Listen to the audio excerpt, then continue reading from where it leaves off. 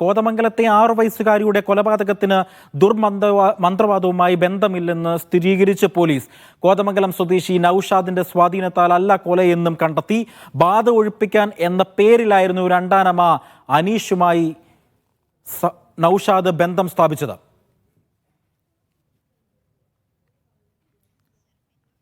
ശരൺ വിവരങ്ങൾ നൽകാനായി. ശരൺ, ഈ കോതമംഗലം കേസുമായി ബന്ധപ്പെട്ട് ഇന്നലെ മുതൽ ട്വിസ്റ്റോട് ട്വിസ്റ്റാണ് സംഭവിച്ചുകൊണ്ടിരിക്കുന്നത്. യഥാർത്ഥത്തിൽ പോലീസ് പറയുന്നത് എന്താണ്?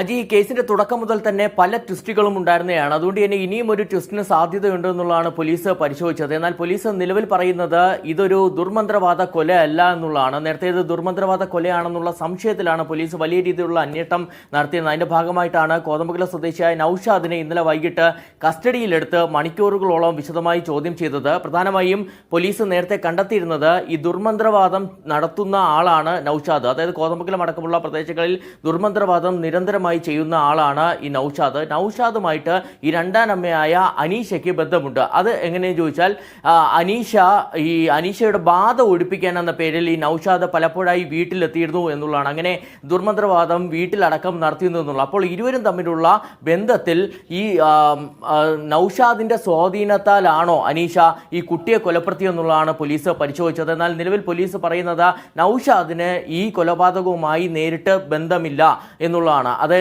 ദുർമന്ത്രവാദം ഇയാൾ നടത്തിയിട്ടുണ്ട്. അത് സംബന്ധിച്ചുള്ള കേസ് വേണമെങ്കിൽ വേറൊന്നായി രജിസ്റ്റർ ചെയ്യും. എന്നാൽ ഈ കൊലപാതക കേസിൽ പ്രതി ചേർക്കാൻ, നൌഷാദിനെ പ്രതി ചേർക്കാനുള്ള വിവരങ്ങളൊന്നും തന്നെ ലഭിച്ചിട്ടില്ല എന്നുള്ളതാണ്. നേരത്തെ തന്നെ പോലീസ് കൃത്യമായി തന്നെ കണ്ടെത്തിയിരുന്നതാണ്, ഈ കൊലപാതകത്തിന്റെ കാരണം കണ്ടെത്തിയിരുന്നതാണ്. അതായത് ഈ കൊല്ലപ്പെട്ട മുസ്കാൻ ഈ അനീഷയുടെ സ്വന്തം മകളല്ല, 6 വയസ്സുകാരിയാണ്, സ്വന്തം മകളല്ല. അപ്പോൾ സ്വന്തം മക്കൾക്ക് ഭാവിയിൽ ഒരു പ്രശ്നമായി മാറിയേക്കാം എന്ന് കണ്ടുകൊണ്ട് കൂടിയാണ് ഈ കുട്ടിയെ ഈ രണ്ടാനമ്മ കൊലപ്പെടുത്തുകയും ചെയ്തിരുന്നത്. എന്തായാലും അതിന് പിന്നാലെ പിതാവ് അജാസ് ഖാന് ഈ കൊലപാതകത്തിൽ പങ്കില്ല എന്നുള്ളത് പോലീസ് സ്ഥിരീകരിക്കുകയും ചെയ്തിരുന്നതാണ്. പ്രധാനമായും അജാസ് ഖാൻ ജോലിക്ക് പോയ സമയത്ത്, വീട്ടിലില്ലായിരുന്ന സമയത്താണ് അനീഷ ഈ കുട്ടിയെ കൊലപ്പെടുത്തിയെന്നുള്ളത് പോലീസ് സ്ഥിരീകരിച്ചത്. അതിന് പിന്നാലെ കൂടിയാണ് ഇപ്പോൾ ദുർമന്ത്രവാദ കൊലയല്ല എന്നുള്ളത് കൂടി പോലീസ് കൺഫേം ചെയ്തിരിക്കുന്നത്.